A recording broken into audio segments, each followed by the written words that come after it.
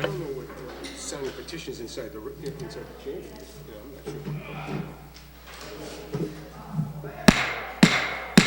Good evening, everyone. Ninth regular meeting of the Medford City Council, February 27th, 2018. Mr. Clerk, please call the roll. Vice President Della Russo. Present.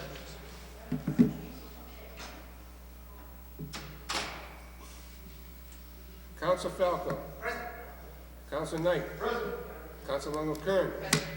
Council Marks. Present. Council Scarpelli. Present. President Caviola. President, please rise and salute the flag.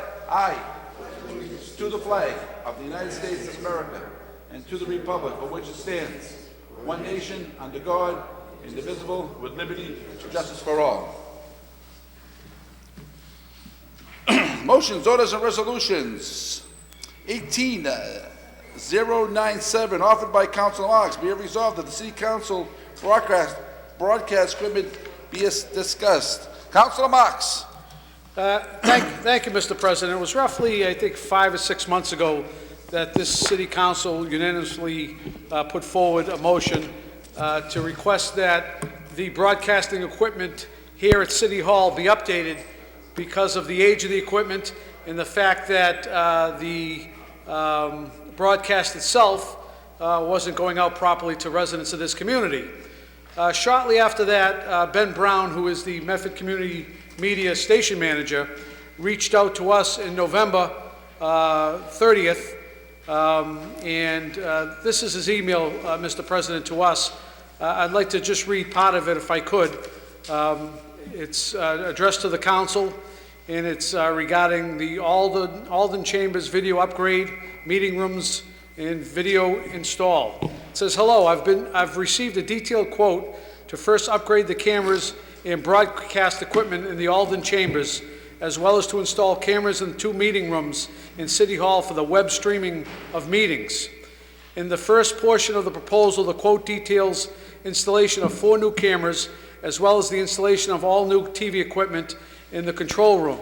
There are a few reasons why this would need to be such a large upgrade, but the primary one is that the existing equipment at the Alden Chambers is so far behind that new equipment can't interface with the old. So Ben did his homework and came out with a cost to upgrade our broadcast equipment of a cost at $39,707. He then went to go on to alert us about the web streaming that this council has met on. I know Councilor Falco has discussed this on many occasions, to install cameras not only here in the council for transparency, but also in the other rooms in the building where we might have board and commission meetings. And we had several meetings on this and discussed it, and was part of the recommendation when the council voted on it to request that Ben also look into the cost to add these particular cameras in the rooms. So on that part, he says for the meeting rooms, we would be installing a single camera mounted in the corner of the room, as well as 2 removable microphones that would sit on the table. These would interface directly with the Acela streaming equipment. The cost for web streaming is $7,058.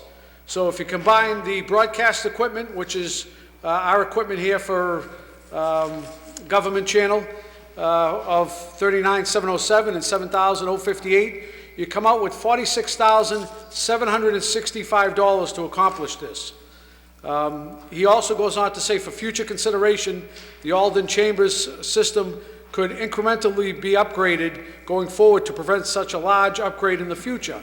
The standards that are quoted should be around for another 15 to 20 years, which would allow for things to be swapped out rather than rebuilding from the ground up. I thought that was very helpful to receive that. You know, we've been talking about transparency, this council, for a number of years, and I find it ironic now what's going on in this community and the lack of transparency that's taken place. And here we are as a council, been asking just if we can upgrade our equipment so people that are unable to come to these meetings can view the meetings and see what's going on in city government. You know, we had for approximately 3.5 to 4 years no cable access when it comes to government channel, I shouldn't say government channel, community access channel. And yet, the ratepayers were paying a franchise fee each and every month to operate not only the government channel, the school channel, and the community access channel, but we only got a portion of that. So there was surplus money left in the account, hundreds of thousands of dollars, and all we're asking for is a small amount to make sure people can view what's going on in government. We all talk about it. The second part of it, after that November correspondence we received from Ben Brown, the station manager, Council Lungo responded back to the email and said that she received a number of complaints and that people can't hear the meetings and see the meetings and etc.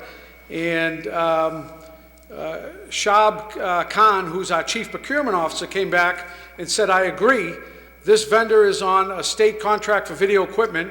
We must need to find the funds.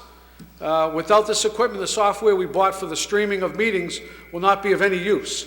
So apparently we have the software for streaming the meetings in these other rooms, but we don't have the equipment to stream it with. So that was the chief procurement officer stating that. And then recently we got a final email from Ben Brown, the station manager.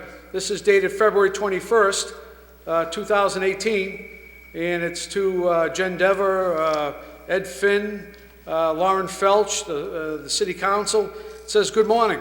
I've received extensive complaints about the quality of City Council broadcast, and these quality issues are directly related to the age of the equipment that's in the room broadcasting the meetings. I'd really like to move forward with the installation of new equipment to settle this issue. Is there anything we can do to move forward with this purchase order? So here we not only have the council, we not only have residents that are contacting the station manager, contacting the council, I'm sure contacting the administration, and yet some 4 or 5 months later, we still are in the same position that we were 5 months ago. There's money there in the cable account to attend to this very important issue. And I would ask, Mr. President, we took a vote already as a council, sent it off to the mayor, and I would ask again that we reinforce that vote and ask that the mayor allocate $46,765 to renew the broadcast equipment here at City Hall, and to also purchase the web streaming equipment that's needed to not only view boards and commissions when they have their meeting, but also committee of the whole meetings and other pertinent meetings that are taking place here at City Hall that residents really should know what's going on, Mr. President. It's a small amount to pay for transparency. You know, I think that word's overused nowadays, but let me tell you, Mr. President, it's true that the lack of transparency in this community is astonishing. And this is only one aspect that we've been asking for years, to make sure that people can view these meetings. And you see what happens when people aren't forthcoming with information and a lack of transparency. You see what happens in the community, Mr. President. Thank you. So I would ask that that be done in a roll call vote to the city administration. I'll let you know that I did speak to the mayor about that, about taking the funds out of the cable account that where we have money, and she would look into it and get back to me. That was maybe about 2 weeks ago. Right. She's been looking into it for at least 6 months now and 4 years prior to that. I did bring that to her attention. Councilor Longo Curtin.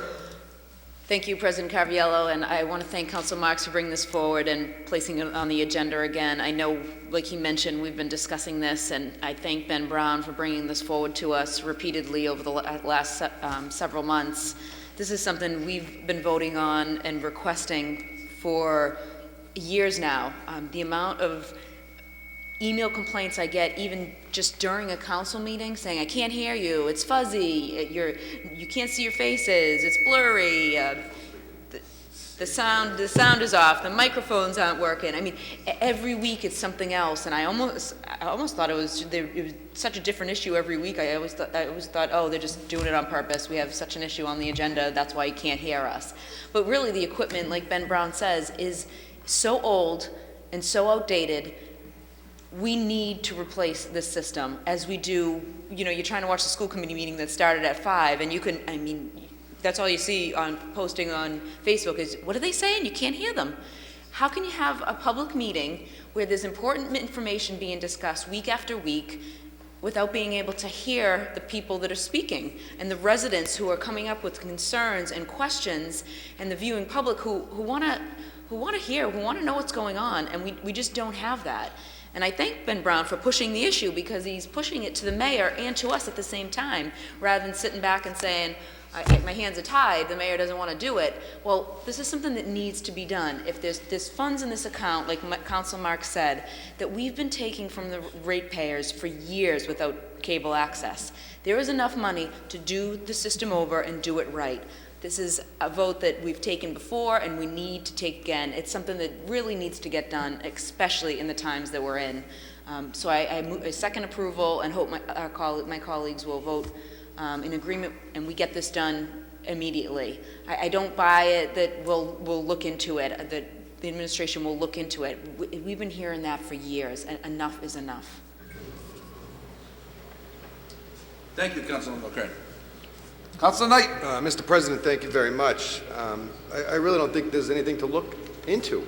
At this point in time, the council has unanimously voted on multiple occasions to upgrade the camera equipment. We have a quote from our Community Media Center manager that tells us what it's going to cost.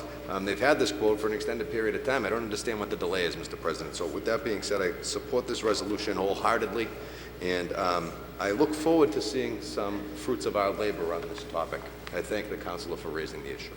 Thank you, Councilor Knight. Councilor Falco. Thank you, Mr. President, and I thank council colleague for bringing this forward. I think it's a very important issue, especially with regards to transparency. I know I've talked about transparency many times since I've been elected, and I think one of the keys is having upgraded equipment and making sure that everything works here.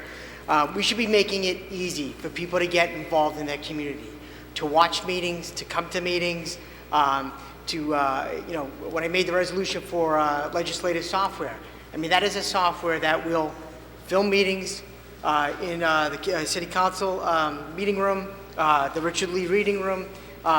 These are key, that is key for those meetings to be taped, and people can watch the boards and commission meetings, and it'll help a great deal with regards to transparency. We should be making it easier. We should be trying to promote community engagement. We want people to get involved, and that this here will go a long way in making that happen. So I support the resolution as well. Thank you. Thank you, Councilor Falco. Good evening. Name and address of the record, please. Joe Villone, 59 Garfield Ave. And this is something that we have brought up years ago, starting with the finances, which I believe this city council must oversee. So the government channel money, correct me if I'm wrong, I believe it goes to 3 salaries at the high school. So this money, if we recall, there was a problem with the VHS player of the city council, which was at the firehouse. And if people didn't want to see the current council meeting, I was on your side, guys and gals. If someone didn't want to see a council meeting, they just let the VHS tape play week after week after week. We couldn't get, what was it, $400 we needed? So we finally got a DVD player. Wow, lo and behold. So you have to look at the finances of access, because what I'm afraid of is that this money will come out of the public money, because 60%, right, goes into the general fund. There's very few cities and towns in Massachusetts that have this dilemma. 60% goes into the general fund, 20% goes to public access, the other 20% pays for teachers. I believe that 20% is the city council's money. Let the teachers be paid in an appropriate way by the city, take that money back, retroactively ask for $1 million for the past 5 years of this money going to pay for teachers, and have that pay for the city council. Then you can do what I suggested when I taped in room 207, and I know Councilor Falco likes this idea, and I know Michael Marks likes this idea. I know Brianna Longo-Kern likes this idea. Yet 3 councilors said on the camera that it was creepy to do Facebook Live, creepy. For transparency, thank you, Councilor Falco, for transparency through the chair. That's what we need. That's what Facebook Live does, but why should citizens do it when we're paying for public access TV? You know, Ben Brown is not the savior. He, for 4 months, we had four people on the Facebook page. So, this kid, Bob Haig is the guy at Access AV. I've been doing this since '79. I'm sure we can get the prices down even better if we have someone who's been in the game a lot longer than Mr. Brown. All due respect to him. So, yeah, we need room 207 wired. We need to get that money back. I want this city council to scrutinize where every nickel of the public access money is going, and also look into the money from TV3 Medford, where the newspaper had $38K they couldn't account for. Get that 38 grand, there's your money. Thank you. Thank you.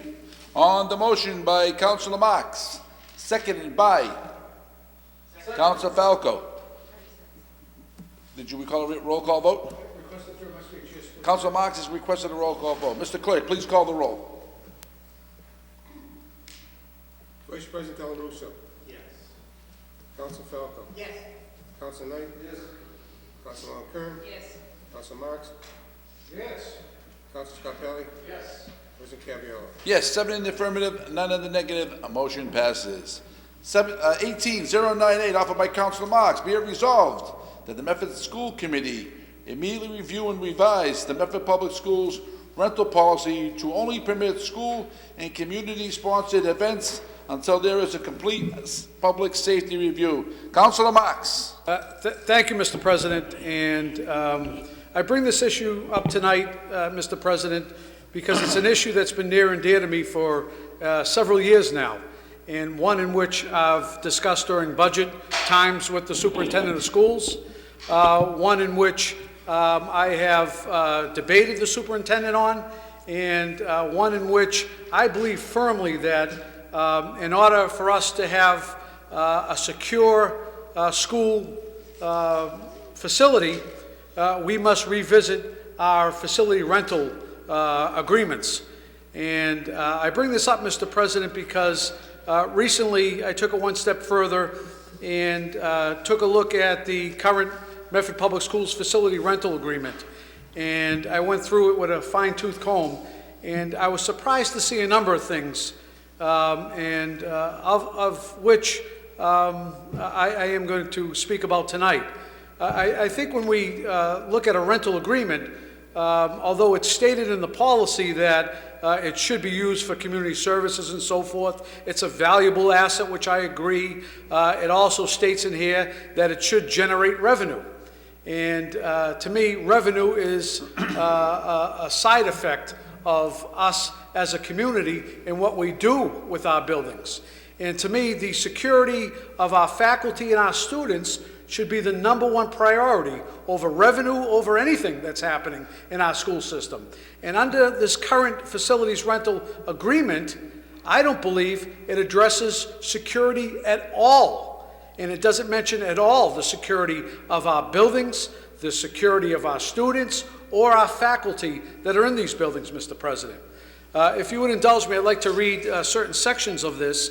And the reason why I'm doing it is I know, I believe it was last week, the school committee voted to take a look at their policy on rentals. And I don't want to say I told you so, but for the past 5 years, I've actually voted against city budgets because of this very issue. The past 5 years, I've had a dialogue and discussion with the superintendent, and he assured me over and over again, my colleagues were present for a lot of this, that he would indeed look into this and see if there was a shortcoming within our rental agreements and how we can improve it so that our students are safe within our buildings, that our faculty is safe. And I'm very disappointed that in my discussions recently with the superintendent that none of this was addressed. And this is only one part of school safety. I don't want anyone to think that if we iron this out with rentals, that now we have a safe school building. There's policies, there's procedures, there's lockdowns, there's oversight. There's a lot else that takes place within our buildings to provide security. And this is one component, but a very important component.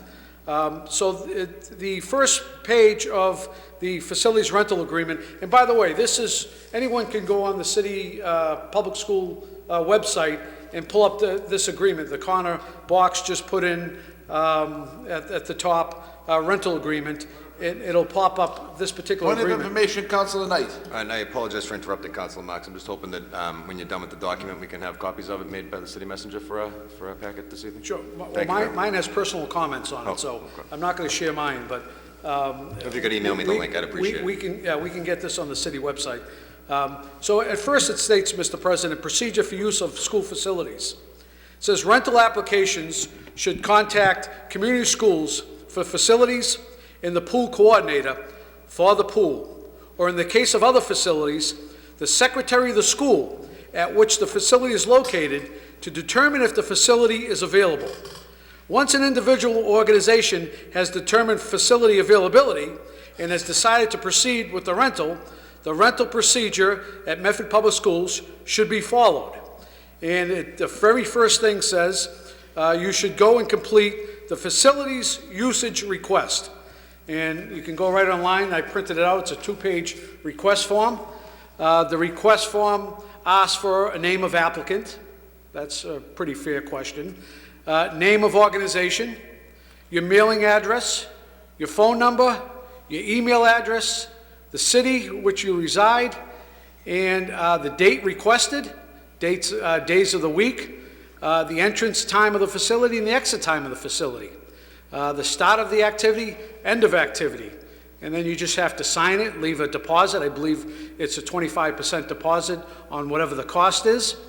And then at midway down on the page, apparently the Medford Public Schools is open for rental.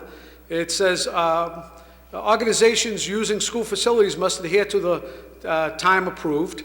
And then it goes on to say the school requested. So under this application, you can request to rent Medford High School, McGlynn Middle School, Andrews Middle School, the Brooks Elementary School, the Columbus Elementary School, and the Roberts Elementary School. Then it asks you, within those particular schools, what facility would you like to have within those particular schools? You can have the Marsha Karen Theater. You can have Lecture Hall C2. You can have the McGlynn Theater. You can have MHS Foyer. You can have Lecture Hall C3. You can have classrooms, Library Media Center, Brooks Elementary Gym, Columbus Elementary Gym, McGlynn Gym, Andrews Gym, Roberts Gym, Medford High Gym, Andrews Middle School Cafeteria, batting cages, pool, MHS Cafeteria, lecture halls, batting cages, Edgerly Field, LeConte Rink, and other. You can put in other. Maybe you can write, I'd like to rent the mayor's office. I don't know, it says other. Maybe that's, so you can request whatever you want to rent in this community. The next section is equipment services needed. Do you need a custodian? You check it off. Food service, you would check it off if you need it. A house manager, you would check it off. Theater technician, a microphone, overhead projector, video, LCD. Not one question about security. Not one question. And in my opinion, it shouldn't be a question, Mr. President. It should be mandatory that if you're renting out public schools, the Medford Public Schools provides the security on behalf of our community to safeguard our building that we have millions of dollars invested in, and also on behalf of students and faculty that have to attend these buildings the day after we have people from outside the community using our facility. It only makes sense. There also should be a requirement to have a supervisor. And as I go on to the next page of this, it should be mandatory that the Medford Public Schools says not only will you be required to have security, but you also will be required to have a supervisor that'll be supervising the event that's going on, making sure that you adhere to the rules and the standards and the building codes and the capacity requirements that a community has. None of that takes place. So there's the first shortfall within renting our buildings. No security requirement. It should be mandatory, Mr. President. The next part of this, it also states, and this is back to the procedure for use of the school facilities, it says the building principal, and where applicable, the Fine Arts Media Director or designee, Athletic Director for Fields and Gyms, Food Service Director will review and sign the application for the rental of the facility for the purpose stated and then forward it to the superintendent for final approval. Not one sign-off by security. Not one sign-off. How do you not include security in this day and age? How do you not safeguard our buildings? How do you not mention that? How is that not a requirement when I go to the principal says, yeah, it's available on the 30th, that Friday, you can use the building, and he signs off. The next step should be, it goes to security. Whether it's Chief Sacco or the head of security at Medford High School. And they should sign off and see what the number of people are required, what they're doing in the event, what does the event call for? Does it need more than one security personnel? Does it need more than one supervisors? Another omission in this particular rental agreement, Mr. President, a very alarming omission. The conditions of use. All users shall agree to hold the Medford Public Schools, the City of Medford, the Medford School Committee, the Superintendent of Schools, their agents, officers, and employees harmless for all property damage or personal injury, including death resulting from the negligence of users relating to the use of the facilities, grounds, equipment, or furniture. Nothing about our students. Nothing about our faculty. They're saying, if something happens in that building, you're not going to hold the superintendent liable. God forbid, you ain't going to hold him liable, even though he signs off on it. You're not going to hold the school committee, who's responsible for this, liable. So who do we hold responsible when we allow a 21-year-old, because that's what the agreement says, you can rent if you're 21, a 21-year-old to come in and rent to any one of our buildings, invite hundreds of people, and that's not a fabrication, it currently takes place now, hundreds of people with no ID, no query check, we don't know what purpose, other than what's stated on the form they're there for. We don't know what they're leaving behind in these schools. And we don't have any security personnel to oversee this. Again, renters must be 21 years age or older to rent a school facility. No query check is required. Another omission. Right now, Mr. President, if I want to go up and put a local access show on community access, they query check me. If I want to go rent the McGlynn School, no query check, no security, and I can rent that building till I'm blue in the face. And I can invite whoever I want into that building and have access to all sections of that building. How is that security? We recently did a sweep because what took place? Are we going to do a sweep every weekend after these renters are gone? It doesn't make sense. The policy doesn't come from a standpoint of public safety and security. It comes strictly from a financial standpoint.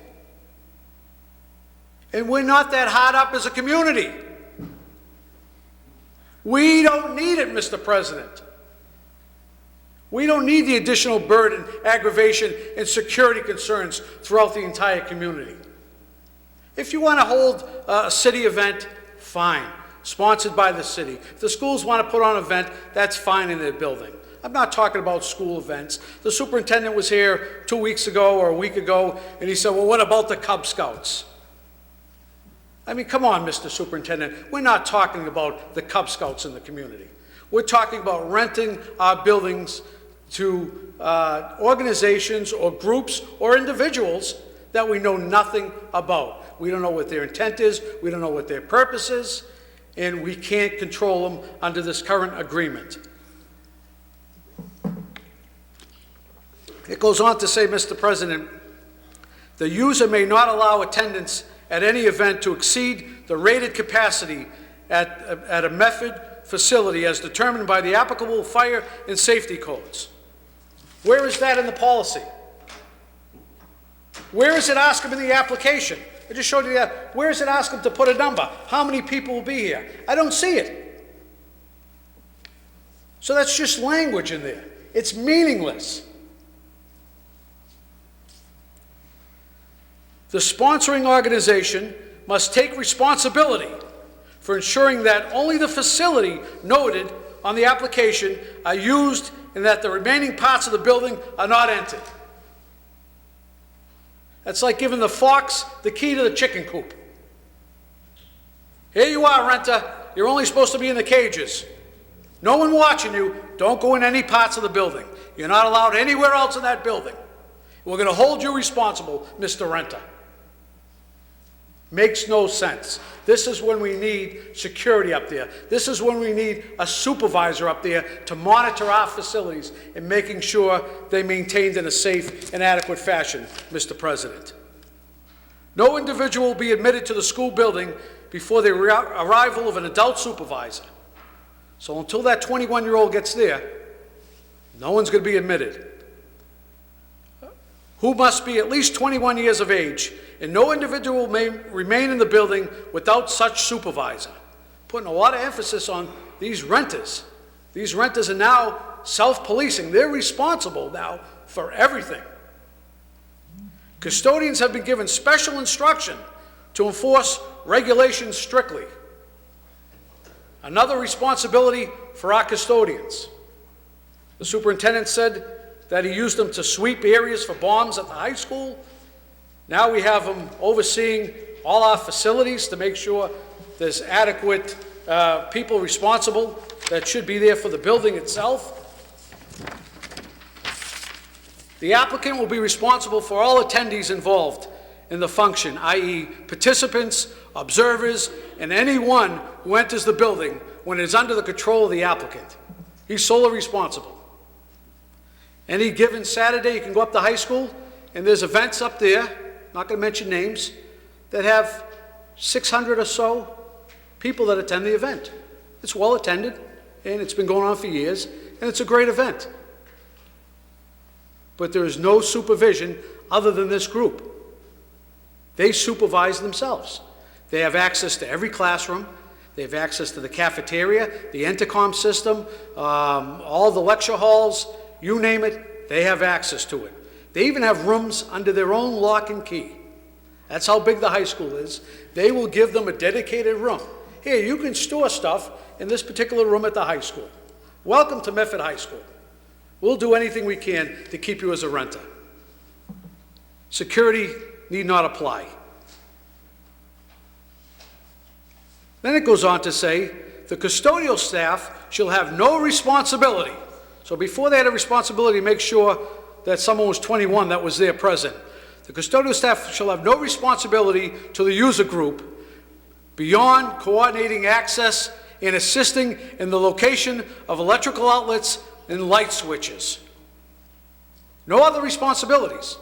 So if the superintendent says, well, they're the eyes and ears when we have a function, and they're out there to make sure things are happening, not according to this policy, they have no responsibilities. Those who use school facilities must actively supervise all participants and attendees and enforce this rule. They're responsible, the renter, for enforcing the rule. Doesn't sound like a safe environment to me, Mr. President. Doesn't sound like a place that I would feel comfortable after using to allow our children, Mr. President, to go back into these buildings, knowing that we don't know what was brought into these buildings. We don't know that was left behind. Maybe something was mistakenly left behind that could cause injury to a first grader, a second grader, third grader. We don't know.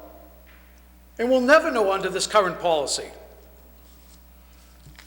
I would ask, Mr. President, that my resolution, which states that the Medford School Committee immediately review and revise the policy to the Medford Public Schools rental to only permit school and community-sponsored events until there is a complete safety review, also be amended to include mandatory security personnel and school building supervisors to be present at all Medford Public School facility rentals.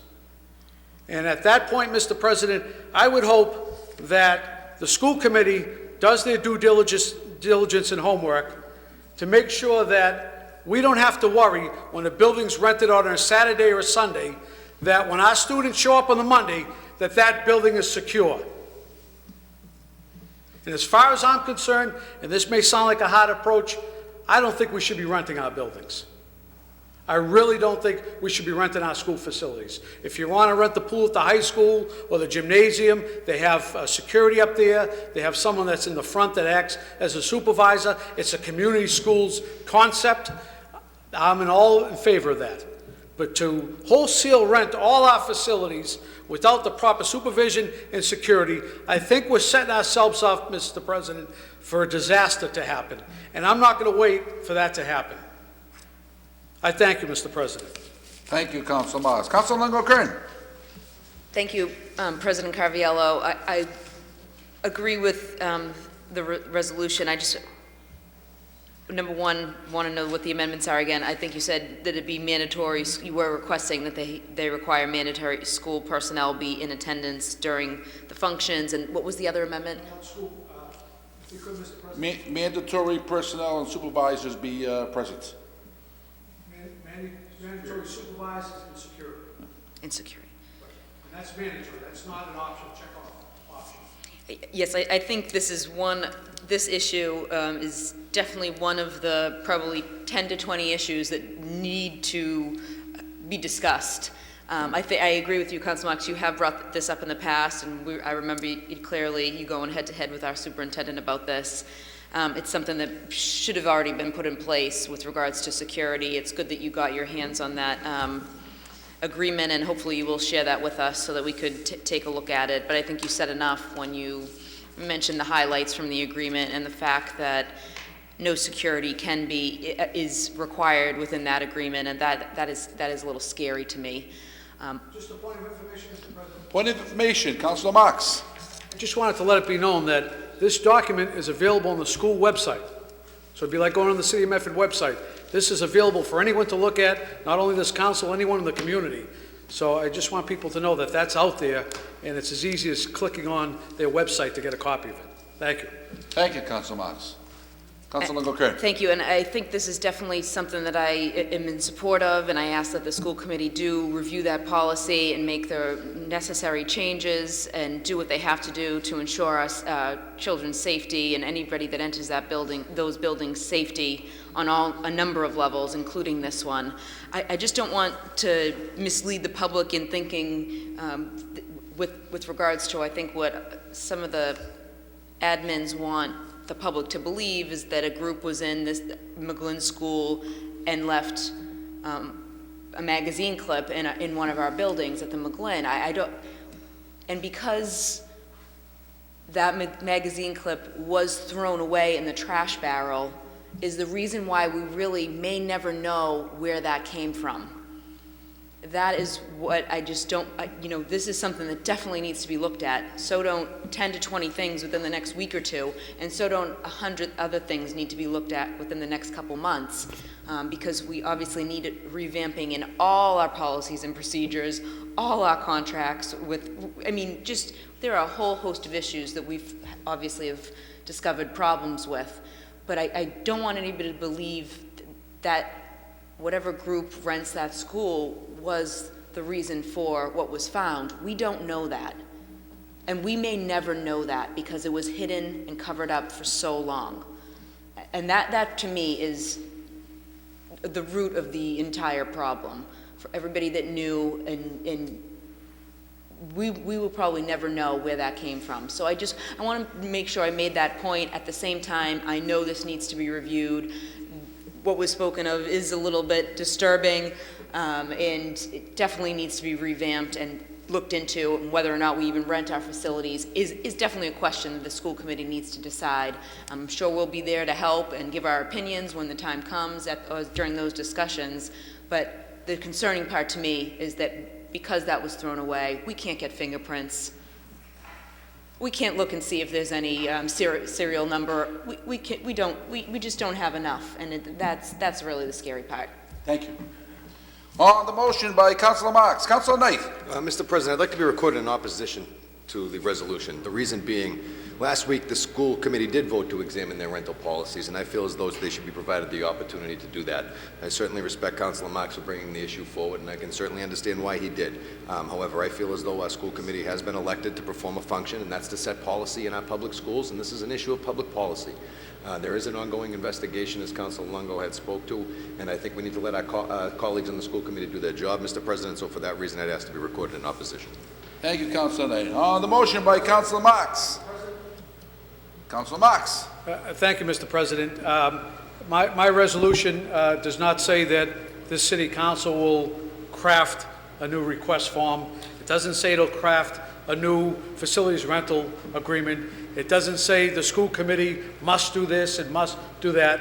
We're making a recommendation as elected officials, and we have every right as a concerned, not only elected official, but as a concerned parent and a resident of this community to make sure that our wishes are also carried out, Mr. President, and our concerns are carried out. So by no means is this usurping the school committee's authority. It's great that they waited for something to happen and now they're acting. I brought this issue up for the last 4 years to the superintendent, to the school committee, publicly at this meeting, and it fell on deaf ears. And now they're acting. Great for the school committee, great for the mayor, they're acting now.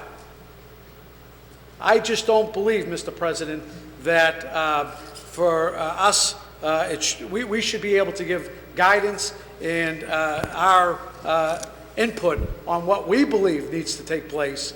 And that's what I did tonight, Mr. President. Thank you. Councilor Knight. Mr. President, just in my reading of the resolution, be it resolved the Medford School Committee immediately review and revise the Medford Public Schools rental policy. That's already been voted on. They are going to do that, right?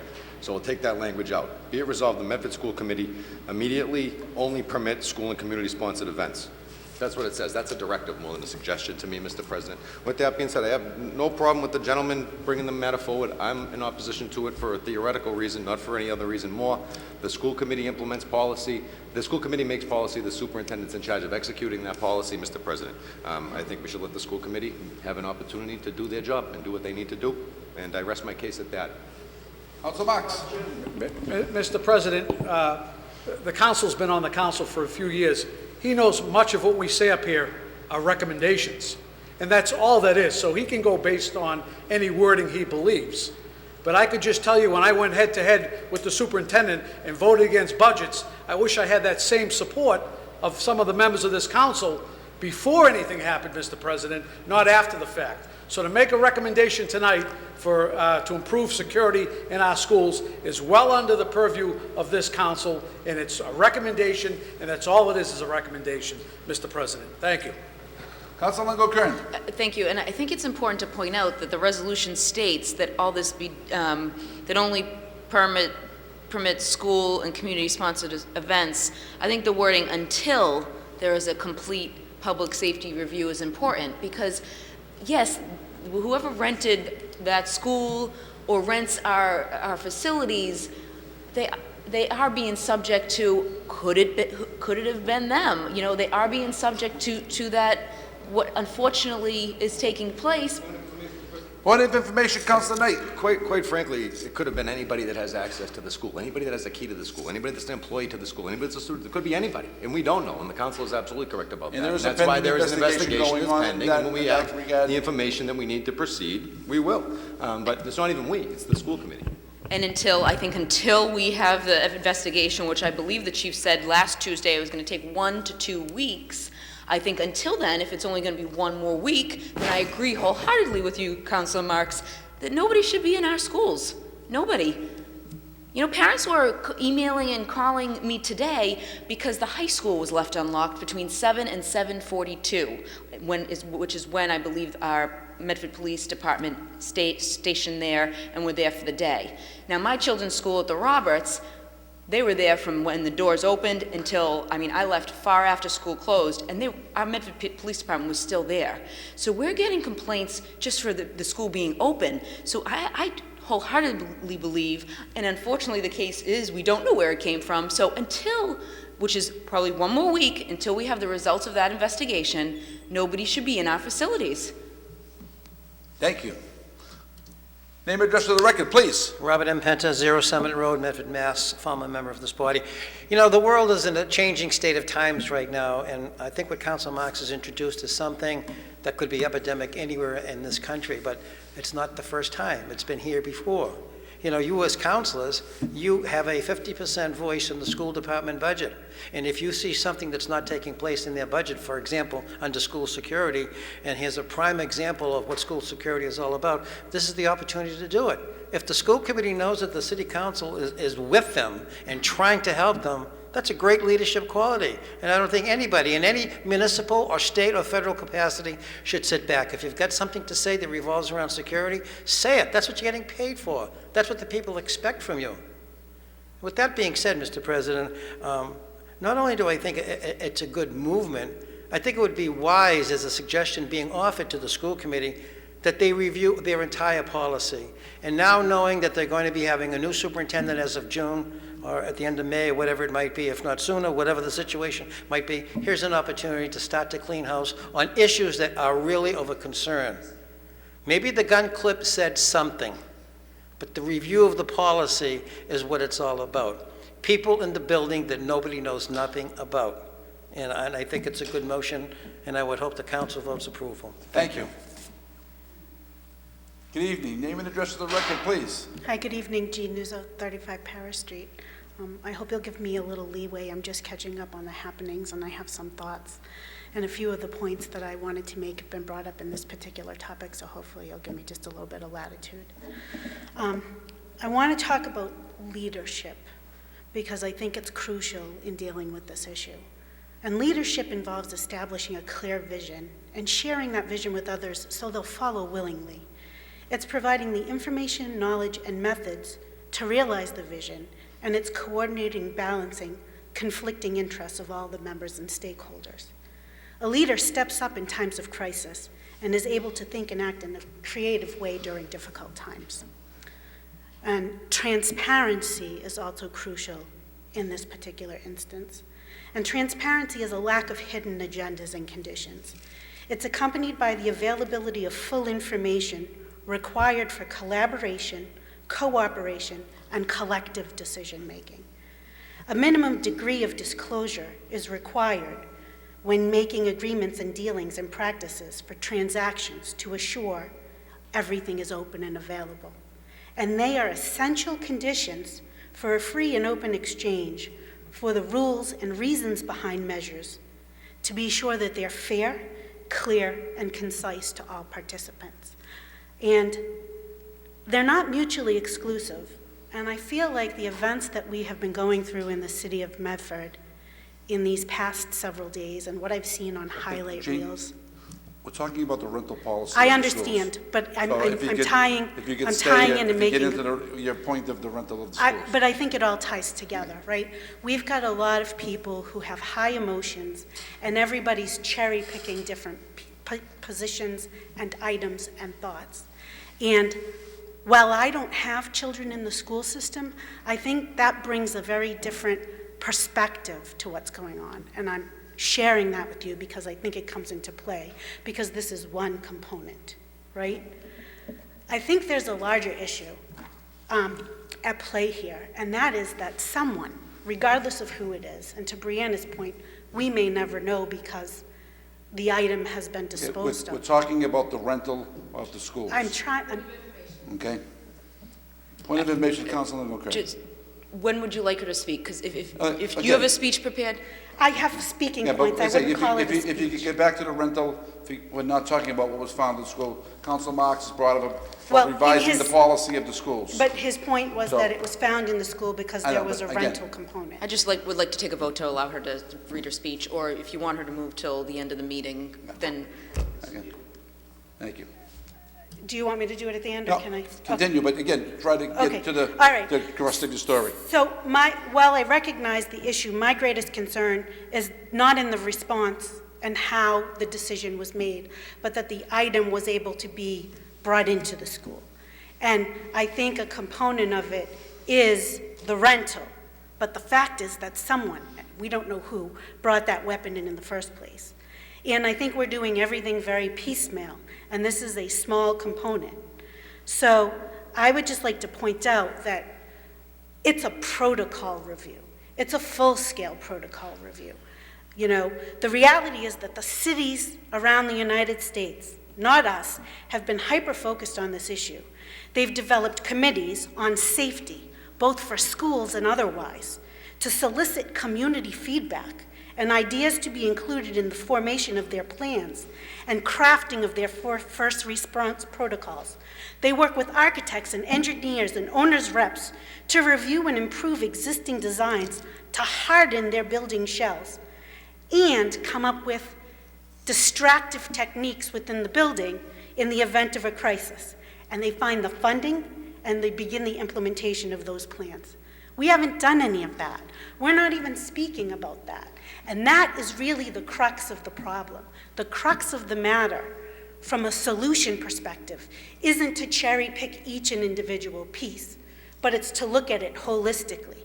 And not only to deal with it from a logistical perspective, but to provide information to the people who are the most likely target, which is our students and our staff in our schools. We need to provide them with information on how to respond, when to respond, and practice those responses so their muscle memories kick in. And talking about rental, and talking about who can use it, and talking about storage and all the other pieces are just small pieces to the larger puzzle. The frightening fact is that we're not keeping up with the times. In Medford, we've fallen behind. We've spent thousands upon thousands of dollars on other projects, and we've let this crucial issue fall to the wayside. When you think about the different projects we've spent and monies to expedite some of the measures that you can do for a single school cost under $400,000.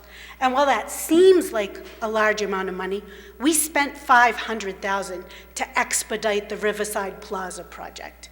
So it's all about looking at the large picture, and that's my point, and that's why I'm here. I just want to say that I believe our focus has been on the wrong place, and we as a community need to be direct. Had even some of our energy and effort been spent on concrete assessments and plans to protect our schools and our public buildings, there would have been a protocol in place. The issue wouldn't have been left to the discretion of the administrative team on staff that week, because they would have known what the protocol was and they would have followed it. So absent of that protocol, they made their judgment on what to do. In hindsight, we all believe it was not the right judgment. But I don't think if you reflect as an individual, everybody would say, I absolutely would have called the police. Okay. Right? So my final point in closing is that my issue is I believe we have an issue with transparency and approachability.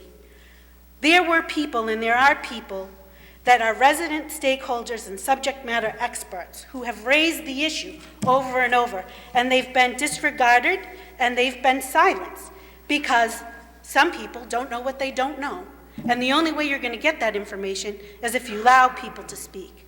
There's a dedicated focus in this city to urbanize the city of Medford, and we need to, in conjunction with that effort, if it will move forward, do what needs to be done to prepare us for what urbanization means. This event is a wake-up call to our community. This administration in this city needs to become fully transparent and participative immediately at all levels. It should be clear to everyone at this moment, in this time, that in a disaster situation, we would and will be lacking in the essentials we need. Unless this administration's approach to planning and implementation is overhauled immediately, I urge you to become familiar with the steps and frameworks other cities and communities are taking to investigate these, not just a single, but an overarching. We need to focus on this crucial item swiftly, but with decisive, methodical, measured approach. Change is difficult. Planning is tedious. But we as a community can rise to the challenge. If not for our children, then for who? Please look at this as a holistic issue and not just cherry pick. I urge you to do that as a planner. I urge you to look at the issue in its entirety, if for no one else, for our kids. because they really need to. Point of information, Councilor Knight. Just last week, the council did vote to request that the administration issue an RFP to hire an independent security expert to perform an assessment, a safety and security assessment at all our public buildings, which includes our public schools as well. So I can't agree with you more wholeheartedly, Ms. Nuzzo, when you say about needing a holistic approach and not taking a piecemeal approach to it. Thank you very much. Thank you. So I would just ask, I don't know if there's a motion that you can make to begin that process more quickly. I know a security RFP will take time, and security will only look at one component. If I would make you any recommendation, it would be that you need someone to kind of be the point of the spear on this, because there will be, if you look at other communities, a security component is only one side. You've got the building structure, you've got the building technologies, you've got the manpower, transparency and position, landscaping, architecture. It's a very complex issue. Thank you. Thank you. I appreciate your time. Excuse me, name and address of the record, please. Paul Holleen Jr., 29 Rural Ave. Question through the chair for Councilor Marks. When it comes to security, when it comes to the security part of your amendment, is that, just so I can understand it, is that like a hired security guard, someone who works the school, or a police officer? Councilor Marks. Thank you, Mr. President. It would be up to the school committee to decide what they consider security. We currently have security officers at the school department. We have police personnel in the community, so it would be under their purview to figure out who they want there as security. But having an organization or a group determine their own security and who they internally will report as security, to me, is inadequate and not a prudent way of operating. Thank you, Councilor Marks. Councilor Longo Kern. I'll yield to the speaker. Name and address for the record, please. Joyce Paul, 8 Mason Street, Medford, Mass. I wanted to say I agree with Mr. Marks and Brianna Longo Kern, and I want to thank both of you. I think it's very, very unfortunate. When I came to Medford, I thought of this as a very different town, and it's just the way things are. But I think it's rational and reasonable and sensible, and I think something needs to be done. And I think it's unfortunate and sad, but I think it is reasonable, and I support what you have to say. Thank you very much. Thank you. Councilor Longo Kern. Thank you, President Carviello. I would just like to amend this, if my council colleague doesn't mind, or create a B paper that a full security audit of our schools be conducted, even if we have to hire an outside consultant. Thank you. On the B paper, that a full security audit be done of the school system. I don't know. It may. Mr. President, point of order. Councilor Dela Russo. Didn't we vote on that amendment last week? Yes, we did. Then is the amendment in order or out of order? This is a more specific order. At the amendment the motion last week was for every public building, which does encompass the schools also. Thank you for your ruling, Mr. President. Thank you. Move the question, Mr. President. On the motion by Councilor Marks, as amended by Councilor Marks. Roll call vote, Mr. President. As amended by Councilor Marks and as amended by Councilor Longo Kern. Mr. Clerk, please call the roll.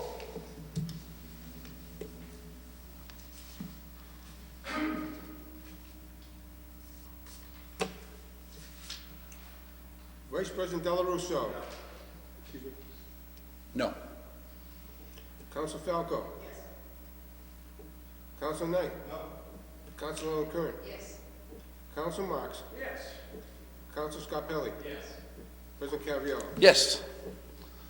5 in the affirmative, 2 in the negative, motion passes. 18099, offered by Council Longo Kern. Whereas high levels of lead were found at Riverbend Park, and whereas the location is right next to the Andrews School and the soccer fields behind the Andrews, and whereas after my request, this city council voted to do additional testing behind the Andrews, and whereas high levels of lead were found behind the Andrews at the 2.2-7 foot level. Be it resolved that the testing location be expanded and that prior testing locations be further tested from the 0 to 2 foot level. Councilor Longo Kern. Thank you, President Carviello. We all received a map of the testing locations, those behind Riverbend Park, and then those that the City Council requested be done behind the Andrews School along the lines of close to the soccer fields where our children play soccer on Saturday and Sunday. That was done, and I pushed and pushed for the results to be sent to us. I'm very thankful that they did the testing. There was an additional 5 locations that were tested after our council request, and lead was found. I did speak to Ms. Hunt about this a few weeks ago. She told me that the lead was found between 2 and 7 feet. She knew exactly what my next question was going to be. She said, you're wondering, are we going to test between 0 and 2 feet? And I believe her answer was she was not sure of that.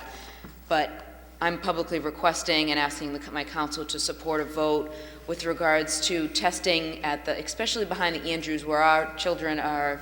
I think behind Riverbend, I'm not sure if it's utilized, but behind the Andrews, I'd like the testing expanded to make sure, to see what the levels of lead are on the grounds where our children are playing soccer, and also some testing of the 0 to 2 feet marking points, because if we have lead from 0 to 2 feet, that is not healthy for our children. And with there being a school right there and hundreds of kids playing soccer and after-school activities, I just think it concerned me when this came forward, probably,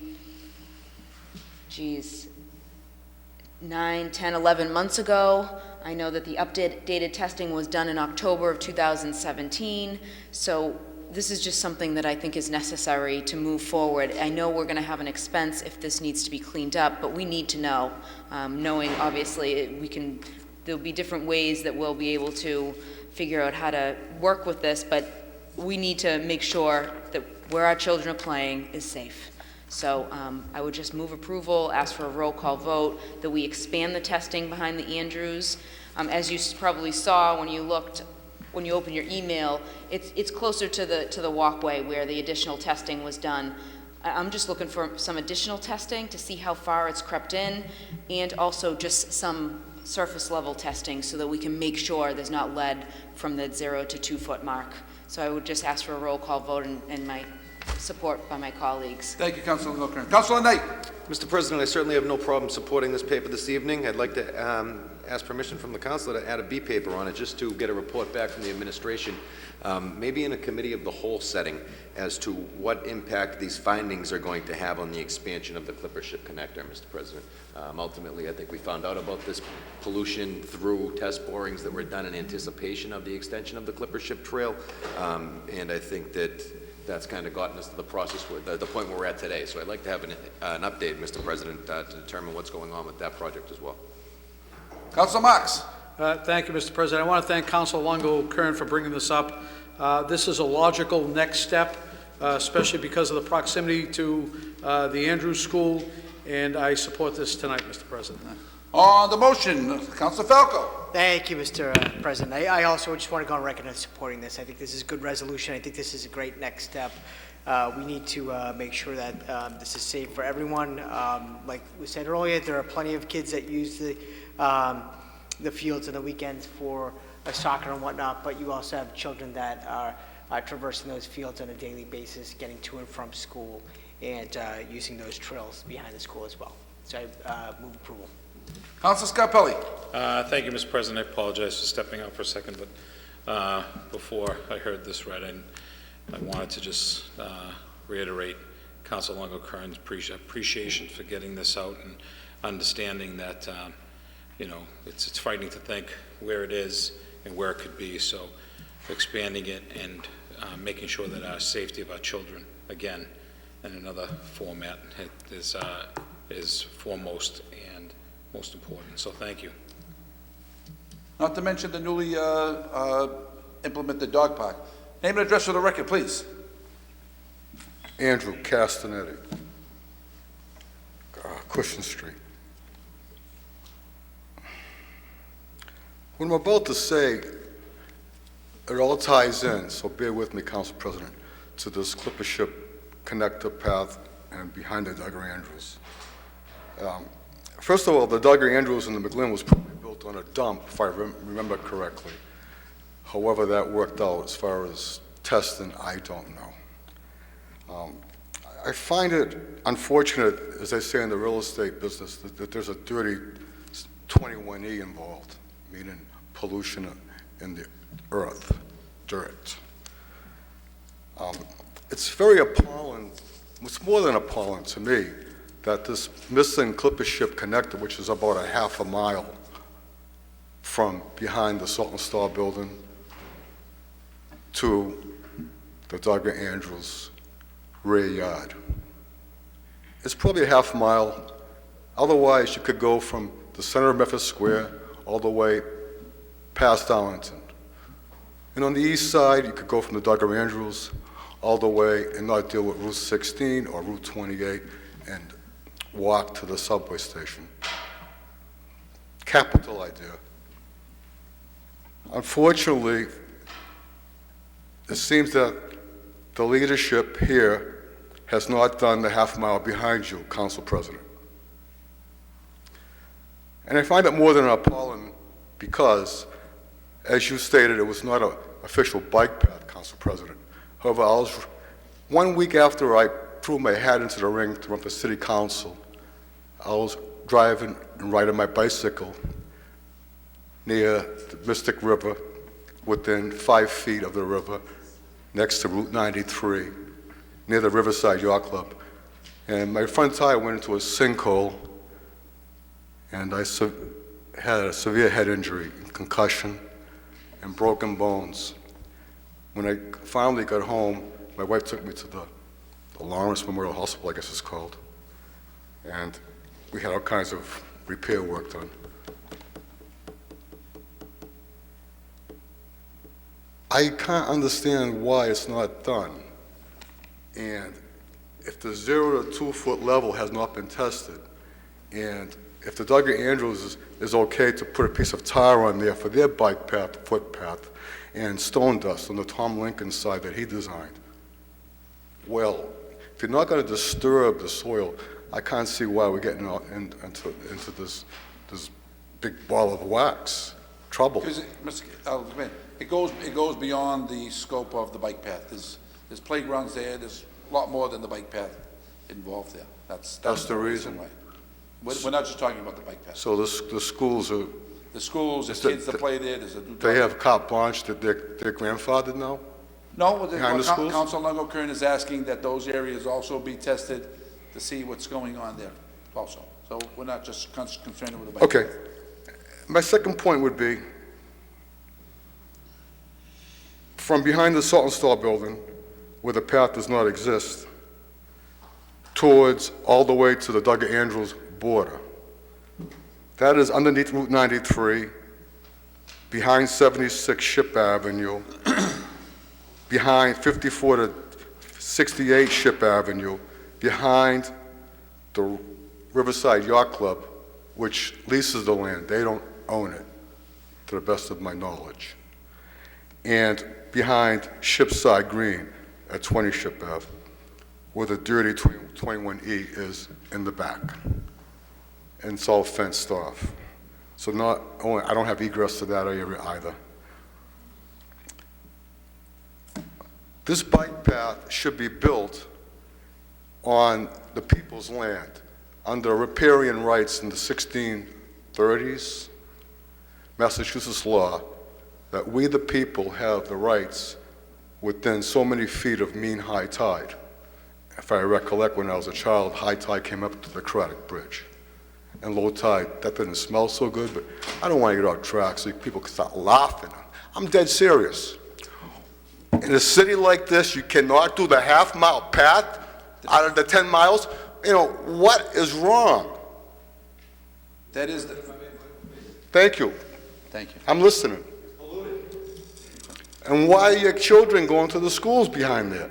The area that they and playing soccer there. The area That that is what- is that's polluted. what- That's why that's Council Council concern. Longo brought the resolution forward. That's her For concern. the test. That's her concern. Well, What it impact is this didn't going to get have on polluted the... after the buildings were built, my dear. Think about that. That's Mr. President. That's the council's So concern. what was Mr. swept President. under the rug and dirt back then?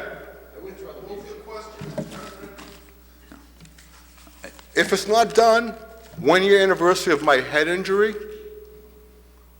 I believe I will take legal action to get the city to get this job done, the state, It's a the DCL Middlesex County. I got them all covered. Council Longo Kern's motion is to test the land in several areas of that. There's nothing to do with the bike path. Bike path is a whole separate issue that that's not even being addressed. If I remember correctly, I was one that brought this forward, and Brianna took the motion to send it to the mayor. Thank you, and thank you for the response. I am more than appalled. I'll take care of it if I have to. Thank you for listening. Thank you. On the motion by Council Longo Kern, as amended by Council Knight, as seconded by Council Dela Russo. Mr. Clerk, roll call vote has been requested. Vice President Dela Russo. Affirmative. Counsel Falco. Yes. Counsel Knight. Yes. Counsel Longo Kern. Yes. Counsel Marks. Yes. Counsel Scarpelli. Yes. President Caviola. Yes, 7 in the affirmative, none in the negative. Motion passes. We have a few moments of silence here, so if I could read them all at once, and we could have one moment of silence. And a couple of them are I'm sorry, left over from last week, but due to the length of the meeting, we held them over this week. So start off with the first one. Offered by President Caraviello, be it resolved that the Medford City Council expresses sincere condolences to the family of Sina Cutler. Again, I want thank you, President. Cutler family is a long family history in this community, and their mother just passed away last week, and I want to send my condolences to them. 281, offered by President Caraviello, Vice President Dela Russo, Councilor Knight, be it resolved that the Medford City Council expresses sincere condolences to the family of Mildred Mimi Ionessa. Move approval by Councilor Dela Russo, and offered by Councilor Knight and President Caraviello, be it resolved that the Medford City Council send its deep and sincere condolences to the family of Joe Small on his recent passing. If you could please rise for a moment of silence, please.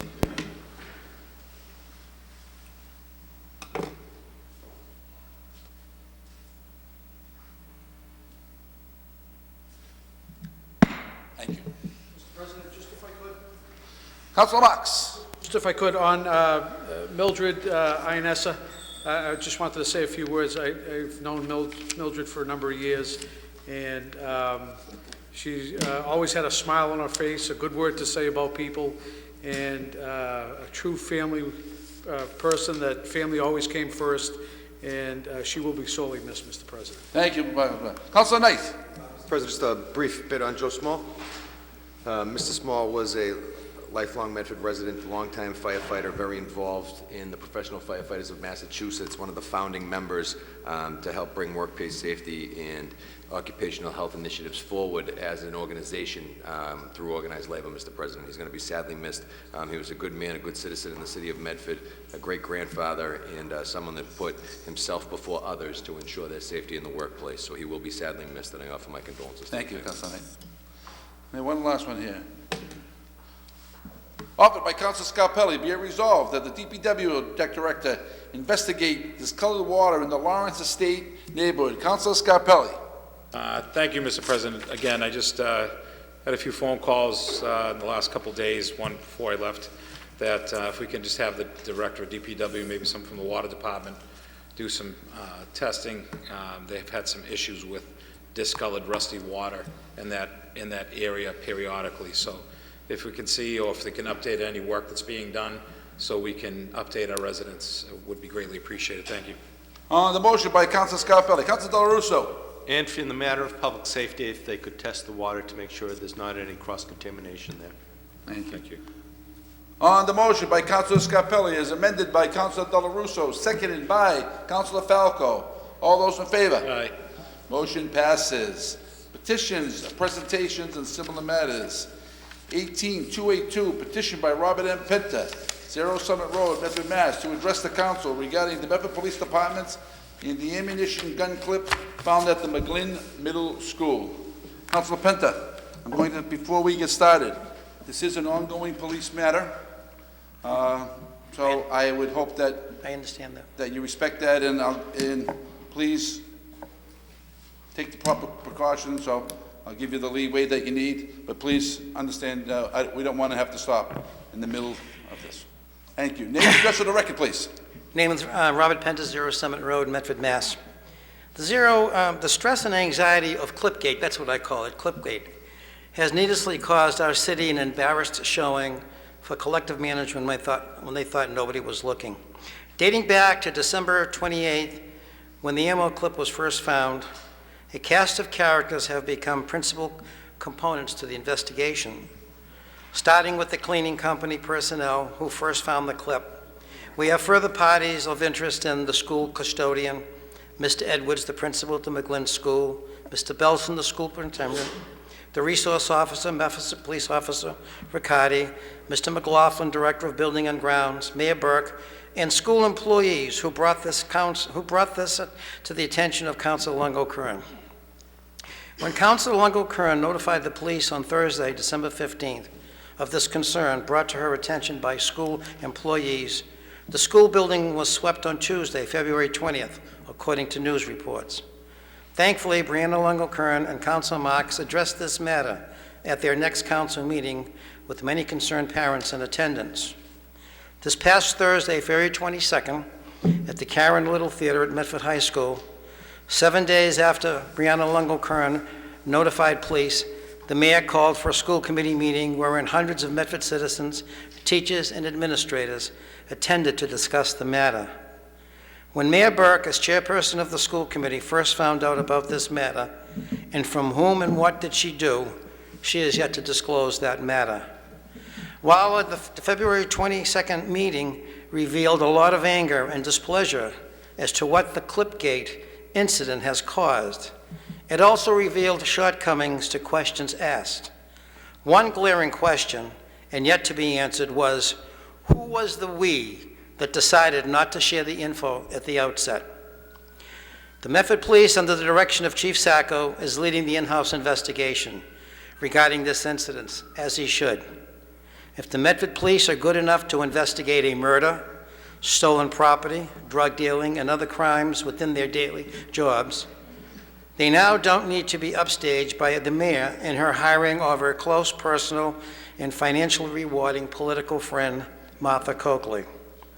Mayor Burke, on her own, without any discussion, approval, or vote of record from the school committee, has hired her close personal friend, former Attorney General Martha Coakley, who has contributed $1,000 to Mayor Burke's campaign to do this independent personnel investigation because of this matter in the news, as it's reported in the news reports. This independent personnel investigation should have no ties nor relationships to any politicians in our cities.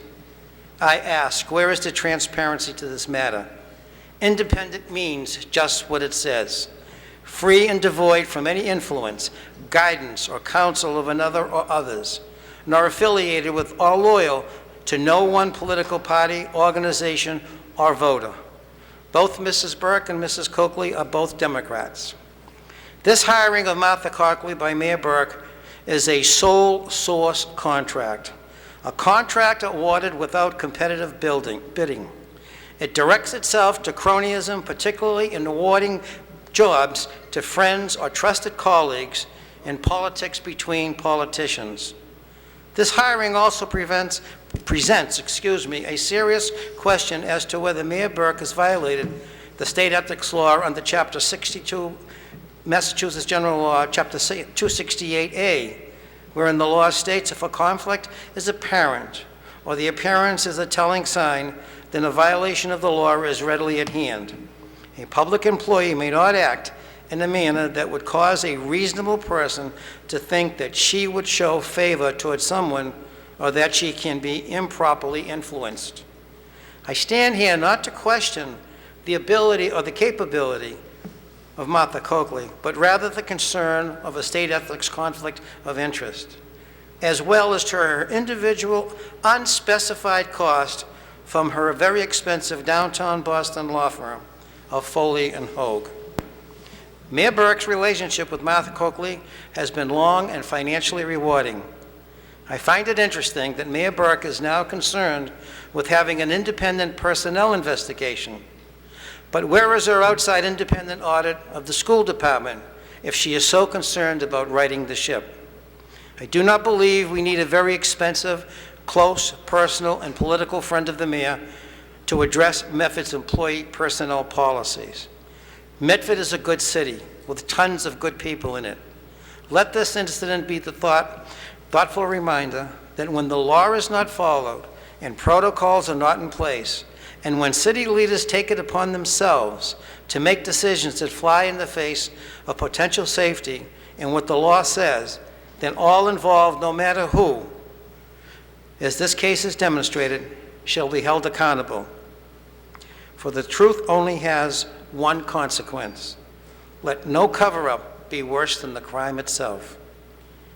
I would like to conclude by making a correction to a statement I made last Thursday at the school committee meeting.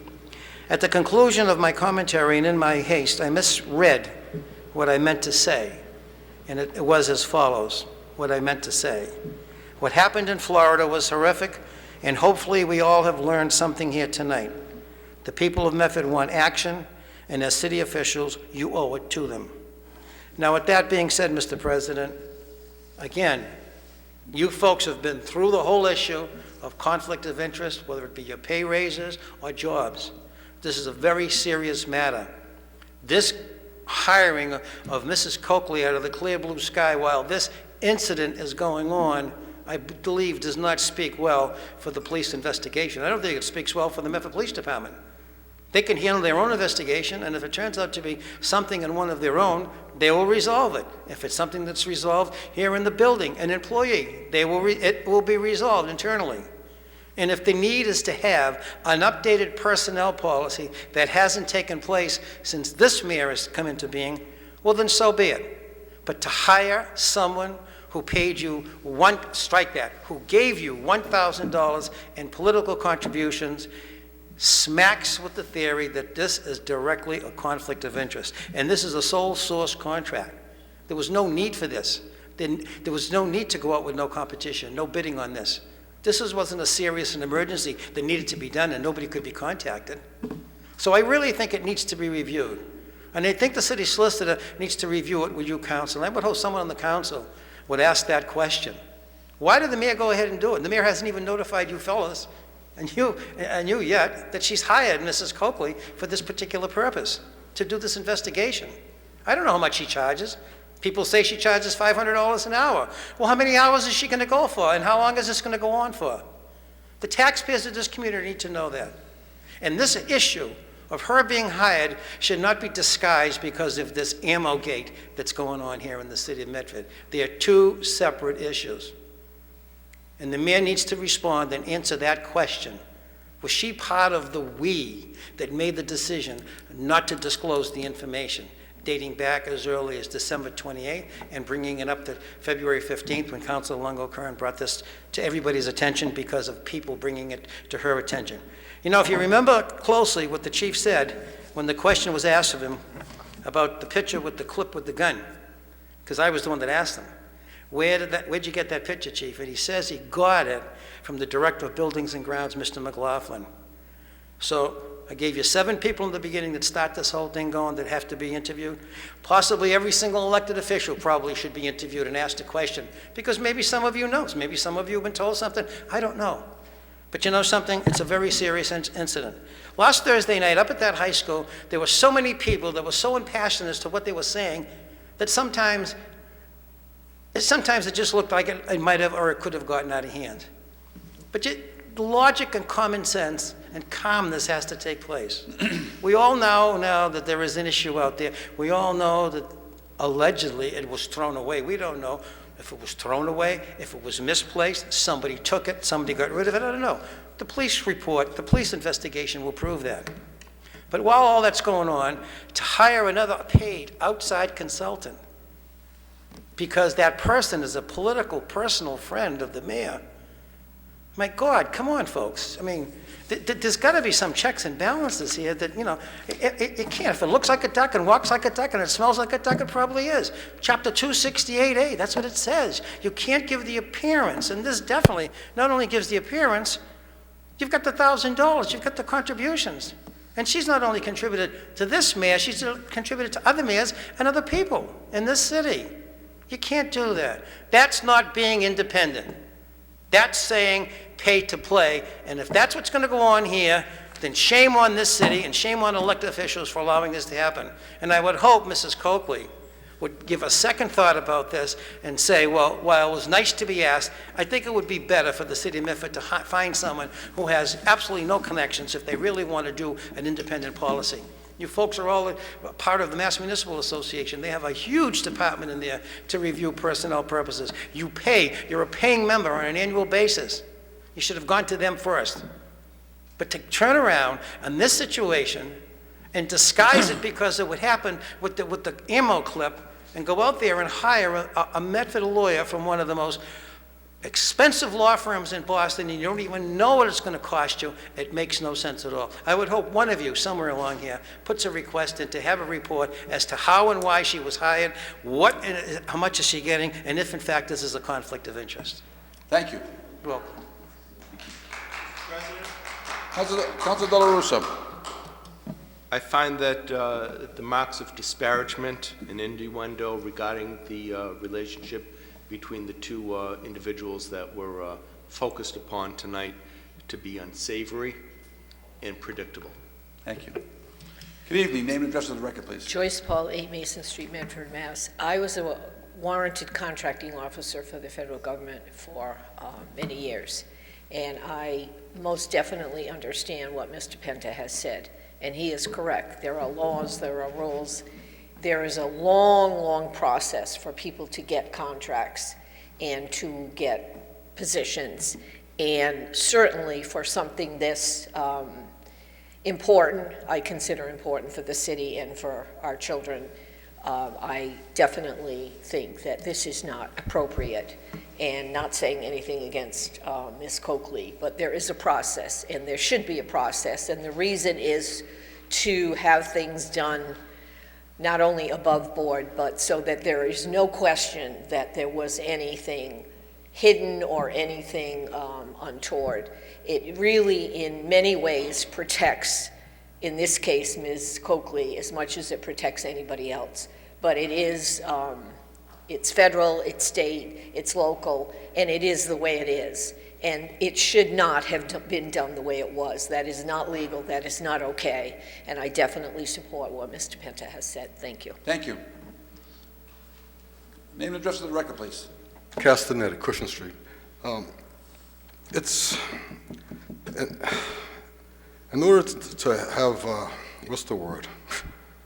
No appearance of collusion, it makes sense to have an independent outsider from far, far away, if you're going to spend the money especially. And we had a saying back, even prior to the 60s, if you're not part of the solution, maybe it's all part of something else. Thank you.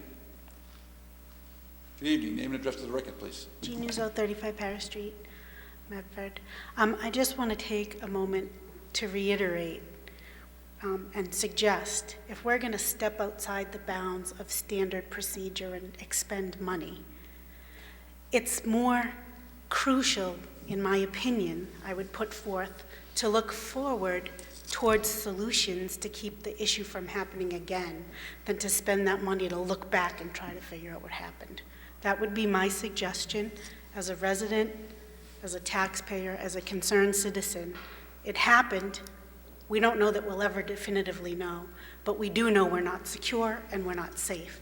And that money would be better spent figuring out how to make our children and our staff in the schools safe. Thank you. I don't know if anybody behind this rail knows if any money has been expended or if there is any charge. So I understand, but it sounds like that's going to happen, again, and it sounds like it was done outside the purview again, of, we don't know, of a procurement process. I don't think anyone behind this rail has been apprised that It was on the news. They were that talking about said that she's been hired, but I don't know. There's been no figure mentioned. It says it's under the school department purview, anyways. Councilor Longo Kern. Don't you approve the school? Don't you approve their budget? In June. Oh, so once a year. Okay, thanks. Councilor Longo Kern. Oh. Thank you, President Carviello. I just want to thank the speaker. I too have nothing against Martha Coakley, but when it was announced that somebody close to the mayor was going to be doing this investigation, I was a little upset with that, and I felt like it was a slap in the face to everybody that lives in this community. We're smarter than that. The people are smarter than that. We know the mayor wants to come out in a good light after all this, but hiring a consultant that is donated to your campaign and who lives in the city and who endorsed your campaign, I just don't think that's right. If we wanted to have an outside consultant investigate this, whether or not we want to have that, I think it's something that needs to be discussed live with the entire school committee. I would love for the council to be present as well, because we will be the ones eventually approving the budget or improving any funding additional funding that's needed, whether that be in the school department or the city budget. But I'd like to know, I thought this was supposed to start yesterday from what it said on the news, but I just would like to know how this was decided. I'd like to put a resolution in to see if any money has been expended to date to start this investigation, and how long it's going to take, who was consulted, was there a public vote by this? There was definitely not a school committee meeting before the Wednesday press conference. So there are a whole host of issues that I personally have, so I'd like to ask that question, how much has been expended. I will have a hard time voting for any budget if we're hiring a consultant where there's an appearance of a conflict of interest. I'd also like to ask our city solicitor with regards to how do we find out if this is a conflict of interest? Do we need to call state ethics, or I'm putting a resolution forward that the city council be updated on how much has been expended or will be expended to hire this consultant. Okay. Motion to take Mr. Penton's paper and receive it and place on file. Councilor Marks. Let's finish up his paper, and then Councilor Longo-Kern can make her resolution. Councilor Dela Russo. Councilor Marks, excuse me. Thank you, Mr. President. I want to thank the gentleman and the young lady for speaking. They brought up some very valid points. I too have the same concerns as my council colleague has mentioned, and it was just recently, Mr. President, that this council took some pretty big action to go against a potential development on Locust Street and to help alleviate some concerns that direct abutters had, as well as neighbors in an area. And we went as far as to ask for outside legal counsel to help us with an issue. And we got to a point right now that the mayor just sent out a correspondence saying she no longer is going to fund that outside counsel. And here we have the mayor going off on her own, because as far as I know, the school committee met in the committee of the whole, or whatever you want to call it. They can't take formal votes there. It's like us in the committee of the whole. We could take a vote in the committee of the whole. It has to come out on the floor for a formal vote. As far as I know, that never took place with the school committee. I don't think they're following their own procedures and protocol, and I don't know how the mayor can unilaterally make a decision to hire someone without going through the proper procurement laws and so forth that are requirements. Well, we don't know if anyone has been hired officially. Well, it's all hearsay. No, I saw it on the news on several stations. I haven't seen anything that officially says that there's been a hire, so Well, again. it would be nice, Mr. President. Well, I think the mayor may have stated it, as it was just mentioned. But it would be nice, with what's going on in this community, to get some type of correspondence. Wouldn't that be nice for the mayor to reach out to the council and say, hey, this is what we're doing. This is what's happening in the community. This is what we're doing. We just had a sweep. We're doing X, Y, and Z. Not one correspondence in the last 12 days from this mayor to this elected body. Maybe someone else received it, and if they did, they could step forward. Not one correspondence, Mr. President, but then again, we hear leadership that works, we hear this and that coming from the administration, and this administration does not correspond with us, Mr. President. And that's a telltale sign of a government that's going in the wrong direction. Let me tell you. So, Point of information, Councilor Longo-Kern. Thank you, President Carviello. I think on top of that, not only has she not reached out to the entire council, the administration, I personally was the one told by multiple people of what happened on Thursday, the 15th. I reported it to the police, Council Penter, on the 16th at 9 a.m. But I sent the school committee email, the school committee and the mayor, an email at 6 a.m. last Tuesday. Every school committee member has reached out to me, whether that just be a one-liner or a phone call, except Mayor Burke. She's not even called me to ask what happened, what's going on, what can we do to fix this. I've yet to even receive a one-line email saying thank you for the update. Councilor Marks. Thank you, Mr. President. I stated what I had to state, Mr. President. I'd like to see, too, the answers that former Councilor Penter and Councilor Longo asked for. So I would ask that be in the form of a motion, Mr. President, that we send that to the city administration. Thank you. Motion to take papers under suspension.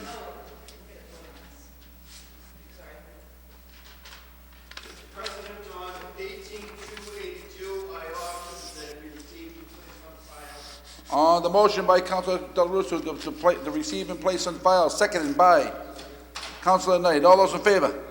Motion passes. Motion to take papers under suspension. So moved, Mr. President. Who's running this meeting? Thank you. Offered by Councilor Longo Kern. Excuse me. Excuse me. Let's finish this up. We have a paper here. Offered by Councilor Longo Kern. Be it resolved that the Medford City Council be updated with regard to how much has been or will be expended for an outside investigation. Be it further resolved that we get an opinion as to whether the consultant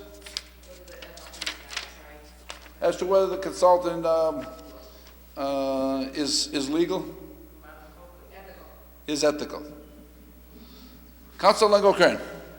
Yes, that we get an opinion either from state ethics or from our city solicitor. Ethical opinion. An ethical opinion, whether or not this is ethical. I'd go one step further. I don't know if I'll have the votes tonight to say we hire somebody independent. Again, nothing wrong with Martha Coakley. It's just such an appearance of a conflict of interest that I don't feel comfortable, nor do the many people that have emailed or called me about this one issue alone. So I would take that one step further and say that we get if we're going to do an investigation and the school committee wants to vote on that we either go out to bid or we use a consultant or attorney that has no connections to the city of Medford, just like we did for when we hired an attorney for the Locust Street development. None of us knew of him whatsoever, and we did it with transparency, and that's the way this needs to be done. Thank you. Councilor Knight. Motion to refer to the school committee, Mr. President. On the motion by Councilor Knight to refer this paper to the school committee. Can you just have the clerk read it one more time, please? Yeah, again, I don't know if we have the authority. This is a school committee matter. I mean, I agree with Councilor Longo's motion here, but it is a school committee matter. So, again, be it resolved, the Medford City Council be updated with regard to how much has been or will be expended for an outside investigation. Be it further resolved that we get an ethical opinion on the consultants. Just if I could. Councilor Marks. If the school committee never formally voted on it, how is it a school committee matter? This is all, again, I don't have any paper saying that anyone has been hired. Right, because the mayor hasn't communicated with us. That's why we're trying to get answers. Again, I don't know if anyone was hired, so. Right, so I would recommend that this, or make a motion that be sent to the city administration as well as the school committee. Mr. President, Name and address for the record, please. 0 Summit Road, Bob Penta. Number one, as outlined in the local press and in the Boston news media, Martha Coakley was hired by the mayor. This vote never took place. It was never presented before the school. Well, wait a minute. I'm just telling you. If you can check it out, it was never presented before the. It was never presented. We don't presented. have any paperwork. It was never presented, Rick, before the school committee. There's no official vote. So we don't know if anyone's ever been hired. So again, that's all hearsay. If it's hearsay, well, why? Never mind. Can I ask you, Councilor Longo Kern? Can I ask you to amend the resolution that reads? Well, maybe you don't like it. You can leave if you're bored.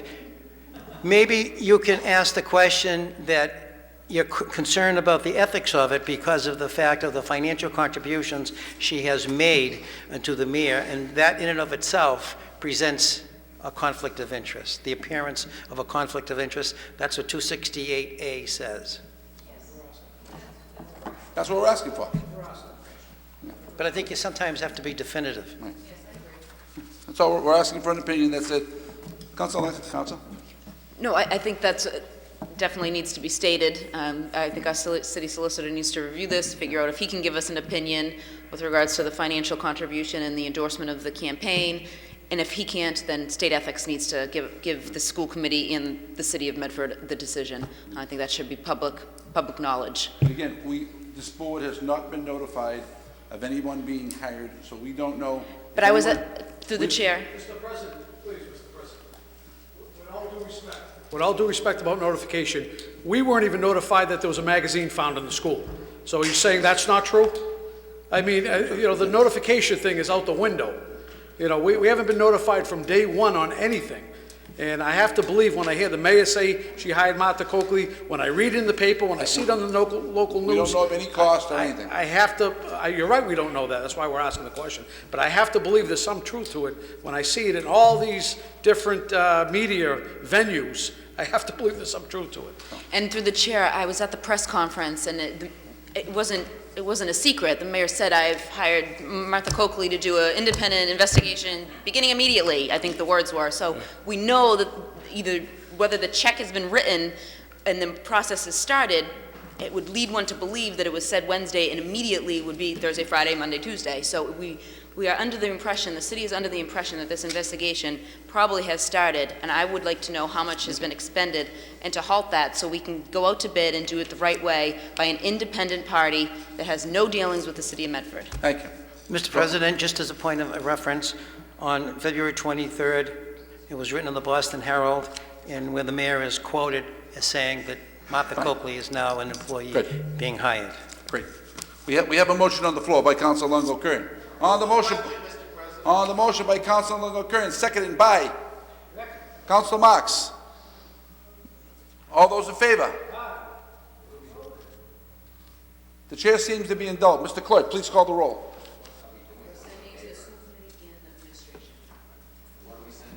We are sending a resolution by Councilor Longo.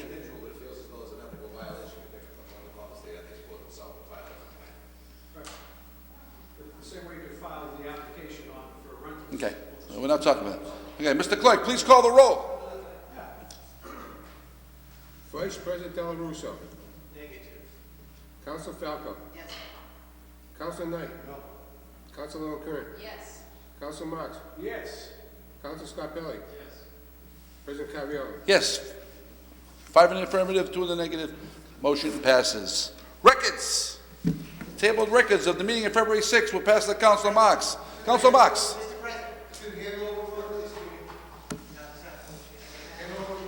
Excuse me. I'm not sure if we did. Councilor Falco. Thank you, Mr. President. I just wanted to make a quick announcement. Tomorrow night, the ad hoc subcommittee to the Malden Hospital site development will be meeting at St. Francis Parish Center at 6 p.m. And we will be meeting also with the Malden Hospital ad hoc committee from the Malden City Council. And where's that meeting again? St. Francis St. Parish Francis Center. School, 7 o'clock? St. Francis Parish Center. St. Parish Center. 6 o'clock. Yes. Ad hoc meeting for the Malden Hospital project. Yes. Thank you, Councilor Thank Falco. you.